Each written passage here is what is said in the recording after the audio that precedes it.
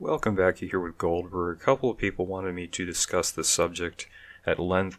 I might also do a black pill video probably next week on more of a tragic figure. I just like that subject matter because it gives me a bit more creative freedom and I can enjoy it.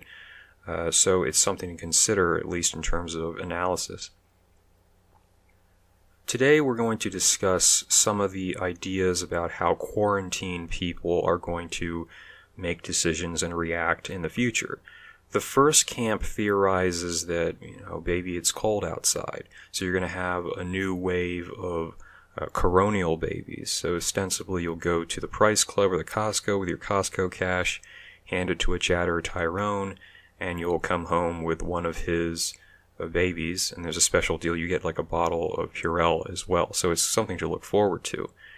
And then there's the individuals who are saying that's a bunch of garbage. Men and women, you put them together, you force them to essentially cohabitate, and they're just going to resent each other, and so divorce is going to skyrocket, right? I do want to quickly note, of course, you got to be careful. Whenever these stories come out, there's divorce lawyers, there's couch doctors that are trying to make a profit, so they might just be shilling for their own interests, as most people are doing pretty much 24/7.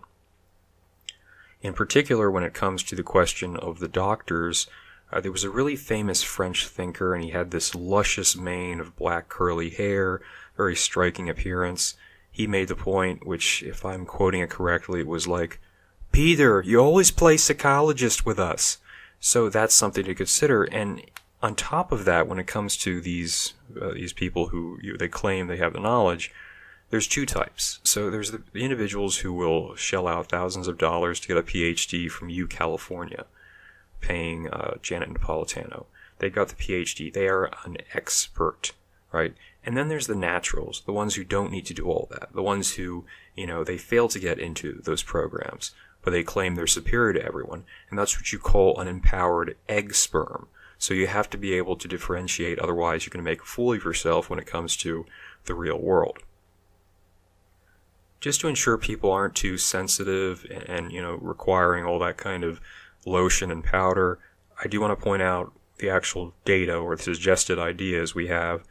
They were saying that in China, when people broke the quarantine, it was over, there were lines at the divorce registration offices. They quote this lady. This is from the UK, just so you understand. Her name is Salma Butt.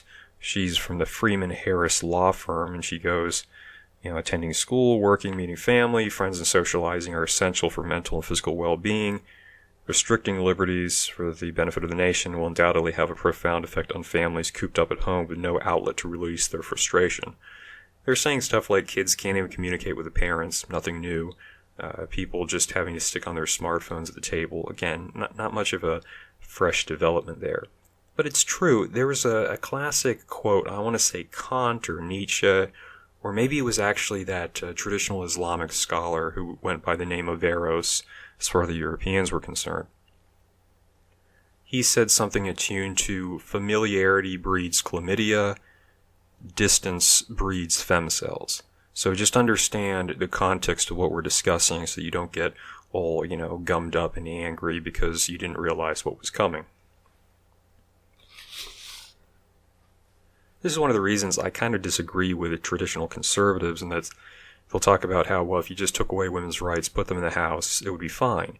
But if you read the book by Osama bin Laden's sister-in-law about Saudi Arabia, it's really fascinating because they say, ostensibly these Saudi women, no education, nothing to do, they can't go out of the house without a male escort. A lot of them would just kind of degenerate, decay. They become fat, lazy, they have no aspirations, they would become experts at manipulating their husbands to spend money on them.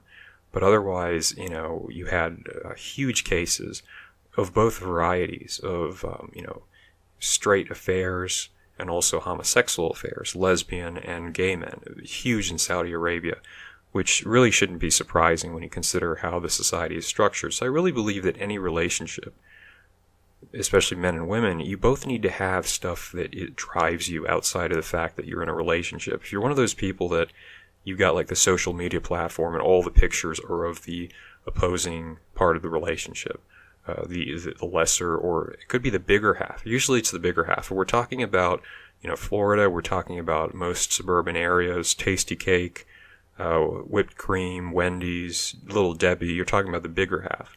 If your entire life revolves around that person, the likelihood is, for the woman, she's too clingy. For the guy, she's not going to respect you because it seems like you're the most valuable thing that he has. And as much as they want to think that, they don't want that to actually be true because it means that you're not really a high-valued man yourself. It's sad. It's a weird logic, but that's how it plays down. So you need to make sure as a man you have ambitions, that you have things, you have a certain amount of separation. And women have to have drive too, whether it's, in some cases, it's raising kids, and others they have a career of sorts. You need to have personal autonomy and identity and things you're pursuing throughout life. You just become bored, and boredom is when you just start resenting people. At least that's what I've seen in many cases. So just something to think about. You don't want to, I guess the way that I would put it is this. Men, you can love the booty, but you also have to be able to transcend the booty. Women, if you want to have some kind of distance, just ask him for, ask him for the credit card, or the Bitcoin, or the gold, or the silver. I would say the stock portfolio, but right now it maybe is not a good time. At any rate, you need to strategize, okay? Because we are dangerously approaching a situation where ostensibly women are going to have to step up and make rules in relationships more so than before to prevent these sorts of catastrophes. In fact, I was listening to a song recently, and don't get on me if I don't get the lyrics correctly. I'm just trying to understand them. It's very hard because they got the techno going on, the auto-tune. They talk really fast. I thought they're supposed to speak slowly, but with these songs they talk really fast. So I'm just going to read to you some of the lyrics to give you a sense of where we are. It goes, so, I got new bowls, I count them. 1, don't pick up the phone. He's only calling 'cause your husband's alone. 2, don't let him in. He only wants to be cucked again. 3, don't be his friend. He's going to make you breakfast in the morning. And if you're behind him, you ain't getting over him. So that just gives you a sense of, the current state of affairs. But yeah, make sure your relationships are more than just you having an obsession over that person, because you'll find very quickly it becomes boring, especially when you're stuck inside and all you can do is watch Netflix and loathe each other.